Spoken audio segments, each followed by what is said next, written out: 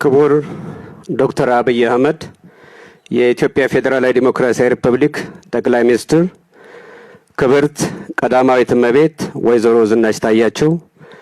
የተከበሩ አቶ አገኘሁ ተሻገር የኢትዮጵያ ፌዴራላዊ ዲሞክራሲያዊ ሪፐብሊክ ፌዴሬሽን ምክር ቤት አፈ ጉባኤ፣ ክቡር አቶ ተመስገን ጥሩነህ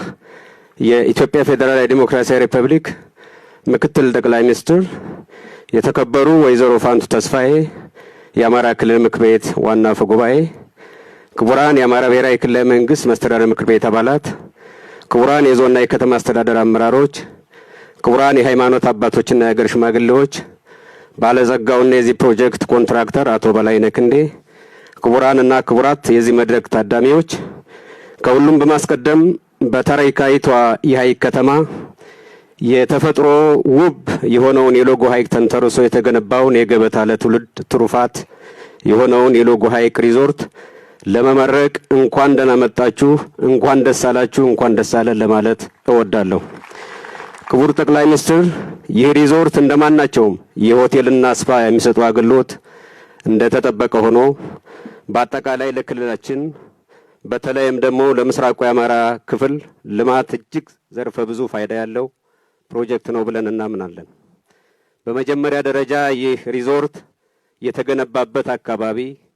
አዲስ አበባ ፒያሳ ከሚገኘው ከታላቁ የአድዋ ድል መታሰቢያ ሙዚየም ጀምሮ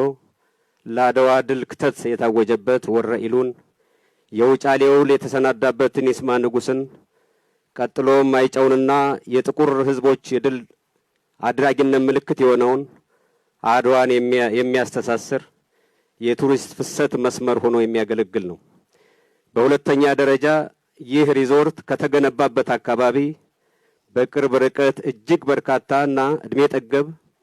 ሃይማኖታዊ፣ ባህላዊና ታሪካዊ የቱሪስት መስህቦች ያሉበት አካባቢ ነው። ነገር ግን በመዳረሻ ልማት ችግር ምክንያት ከቱሪስት ባይተዋር ሆነ የቆዩትን አካባቢዎች ተደራሽ የሚያደርግም ነው። በሶስተኛ ደረጃ በምስራቅ አማራ ደሴንና ኮምቦልቻን እንዲሁም በቅርብ ርቀት የሚገኙ ሳተላይት ከተሞችን በማገናኘት ወደፊት ለምንመሰረተው ታላቁ የቀጠናው ከተማ ትልቅ አቅም ሆኖ የሚያገለግል እና ምሳሌ የልማት አቅም ነው።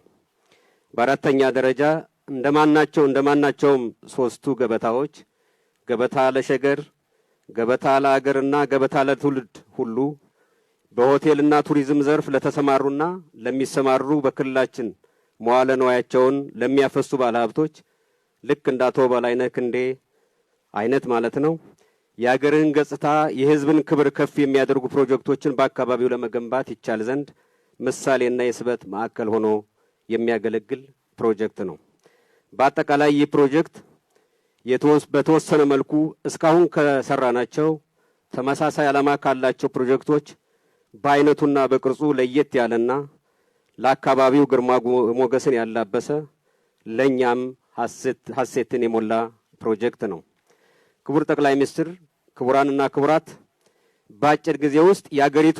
አገሪቱን ያዳረሱ የመልማት ጸጋችንን የዳሰሱ እንደዚህ አይነት ፕሮጀክቶች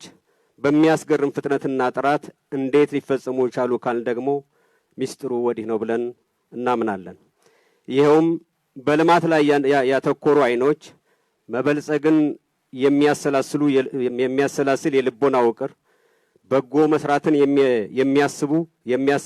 የሚያስቡ አእምሮዎች ውጤት ነው ብለን እናምናለን። የዚህ አይነት ቀና አሳቢነትና የታታሪነት ፍጹም ተቃራኒ የሆነው አስተሳሰብና ተግባር ደግሞ ይሄው ጦርነት እስከ መቃብር ብሎ ጀሌዎችን በመሰብሰብ በ1960ዎቹ አፈር በለበሱ ብረቶች ጋር ተሟጮ ይውላል። የመንግስት ቀናይ የልማት ፍላጎት ብቻውን ደግሞ ውጤታማ እንደማይሆነው ይሄው ፊት ለፊት ከምንመለከተው ፕሮጀክት ሕያው ማስረጃ ሆኖን እናየዋለን። ይልቁንንም ይህንኑ የመንግስት በጎ እሳቤ ተረድቶ ሌሎች ባዕድ ፍላጎቶችን ገርቶ ሌት ከቀን የሚተጋ የግል ባለሀብት መኖርን ይጠይቃል። ከዚህ በተጨማሪ ደግሞ ለዚህ በጎ ተግባር የሚታትር እና የሚደግፍ ህዝብ ሲኖር ደግሞ በፍጥነትና በጥራት በፈጠራና በውጤት እንዲህ አይነት አስደሳች የፕሮጀክት አፈጻጸም በአጭር ጊዜ መመልከት ችለናል። በመጨረሻም ይህ ውብ ፕሮጀክት በሚያምረው የሎጎ ሐይቅ ዳርቻ እንዲጀመር ሐሳብ ያመነጩትን እና የወሰኑትን ክቡር ጠቅላይ ሚኒስትር ዶክተር አብይ አህመድ ፕሮጀክቱን በበላይነት አስተባብረውና መርተው በዚህ አኳኋን እንዲጠናቀቅ ላደረጉት ክቡር ምክትል ጠቅላይ ሚኒስትር አቶ ተመስገን ጥሩነህ ፕሮጀክቱን ሌት ከቀን ተግብረውና